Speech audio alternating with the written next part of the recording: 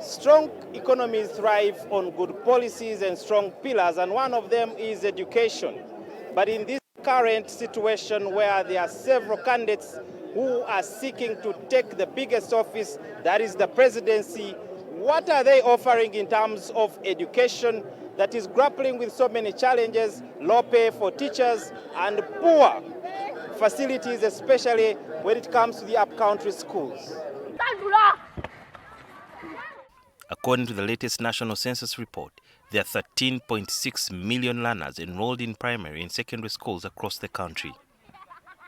The same report shows that there are 360,000 teachers in both public and private schools across the two levels. And at every level of learning, the statistics of those dealing with learning challenges translate into poor performance in schools.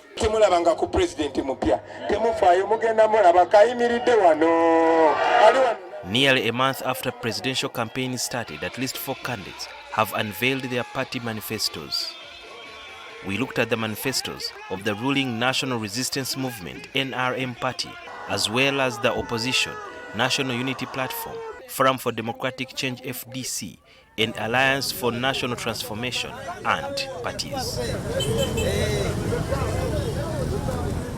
The Uganda National Teachers Union (UNATU) General Secretary Philbert Baguma says all these manifestos do not sufficiently respond to the concerns of the education sector. Major challenge we have in Uganda originates from low investment. I have not seen any of them committing to investing more money in education. Internationally, countries committed themselves to investing 20% of the national budgets, or 4 to 6% of GDP. Now in Uganda currently, we are operating under 8%, less than 8% of the national budget, and around 2.3 as a percentage of the GDP. All those parties needed to have very strong teams of researchers who should have combed a number of reports, the available reports, and also including working with universities to find out which issues are coming up in many students' dissertations at master's level, at PhD, at undergraduate, so that the aggregation of the issues they are raising in the sector speak to already existing issues. But of course, when you pick strong messages in all the manifestos, you see it a bit surface message. It is not so deep. You just see an attempt, but it does not address the how question. You see the what. According to his manifesto, if re-elected for the 7th term, President Museveni says there are protracted problems he plans to address in the education sector. His manifesto is the most detailed of all the candidates in this sector. Continue to provide free education to Ugandans under UPE, USE, and universal post-O-level education and training. Recruit more teachers in both primary and secondary schools and stop schools from charging illegal fees. This, he hopes, will improve teacher-to-pupil ratio, rehabilitate existing primary schools, and continue grant-aiding primary schools targeting parishes without. Regulate utility fees in urban government primary and secondary schools. Construct new seed secondary schools in sub-counties without. Expand and equip existing secondary schools. Rehabilitate all 121 traditional schools and special needs schools across the country. Rehabilitation, of course, is a cost-extensive project because it has lots of monies in terms of procurements, construction, building materials. That gives employment to engineers and people who are doing the construction. But in infrastructure, that is hardware. For us, what we want to see most prioritized is the software component of the infrastructure. The priorities run short of addressing the problem. There is when you find those traditional schools have lost in terms of enrollment. You find a school that used to have over 1,000 learners is now grappling with around 200 students. So if you say you are going to rehabilitate it, but there are also sub-counties without secondary schools. There are parishes without primary schools. I think the best way would have been first put infrastructure in every parish, in every sub-county. Strictly enforce teachers and learners inspection across the country using the electronic systems. Roll out the Education Management Information System to serve as an electronic register for all learners. Continue providing learning and instructional materials to improve the textbook to student ratio. Construct staff houses for teachers. Progressively enhance salaries of all arts teachers. Invest more in TVET, including increasing the number of government-sponsored students. Rehabilitate and expand infrastructure in selected public universities. Continue to provide scholarships and students' loans to higher education. Enhance staffing levels in universities and operationalize Bunyoro and Busoga universities. NRM is promising to introduce an electronic system where they're going to be capturing the teachers clock in and sign out every evening to address the problem of absenteeism. Do you really think this is very necessary? Even if you police them and you have not addressed the teacher motivation issue, they will come, check in, and not teach, and come back and check out. At the end of the day, this money is wasted. Invest that money in teacher motivation, and then the teachers will be in class. For their part, the Alliance for National Transformation presidential flag bearer, retired Major General Mugisha Muntu, is promising to engage local communities to support the learners and readiness to utilize the acquired skills and knowledge. Strengthening the existing education infrastructure in terms of classrooms, teacher remuneration, and in-service training and recruitment and deployment of teachers in hard-to-reach areas.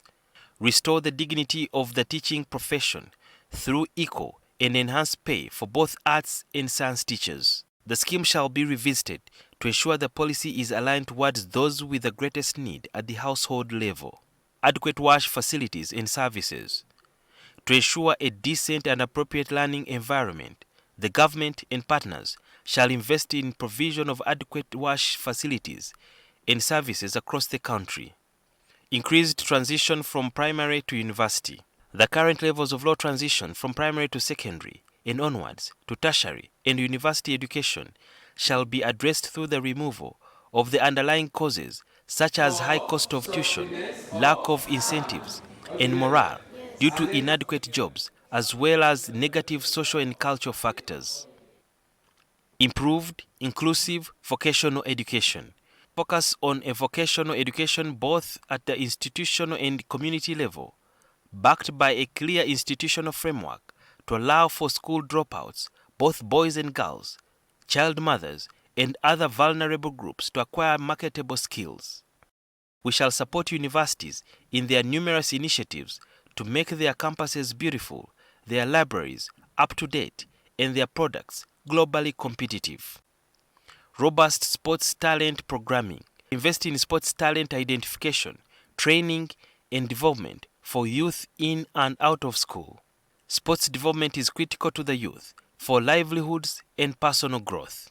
Support research and indigenous knowledge generation in universities.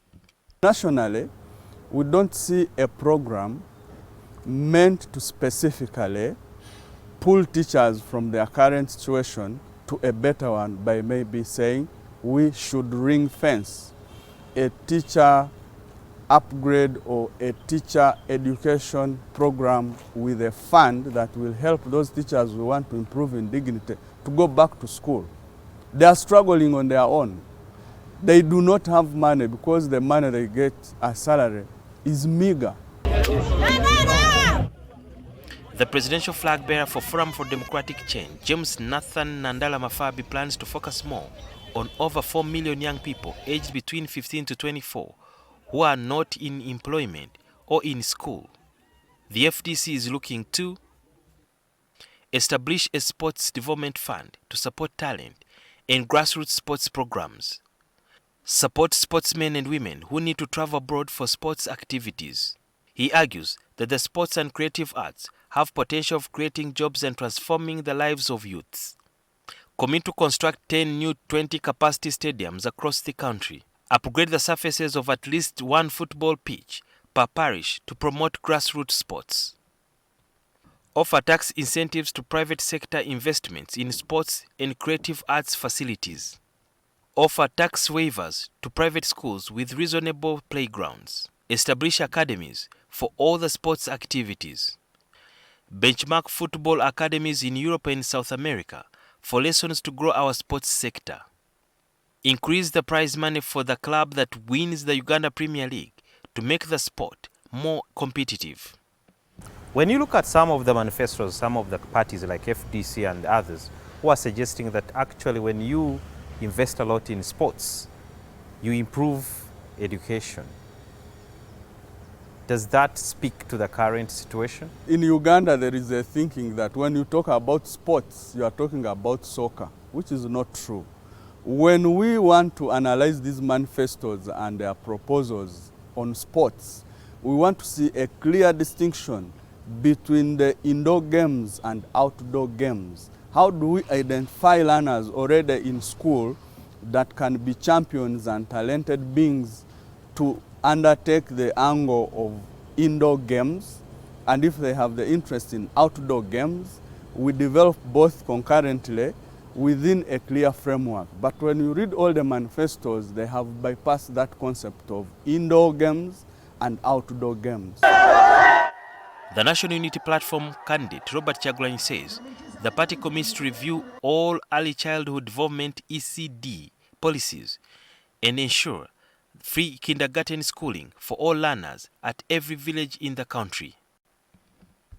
The NUP will review and reform all ECD policies to align with international standards, prioritize ECD access for working mothers, especially in the informal sector, absorb at least 90% of trained ECD teachers onto government payroll, make primary education completely free and compulsory, including meals, scholastic materials, and uniforms. Implement a practical, skills-focused curriculum that reduces exam-driven cramming.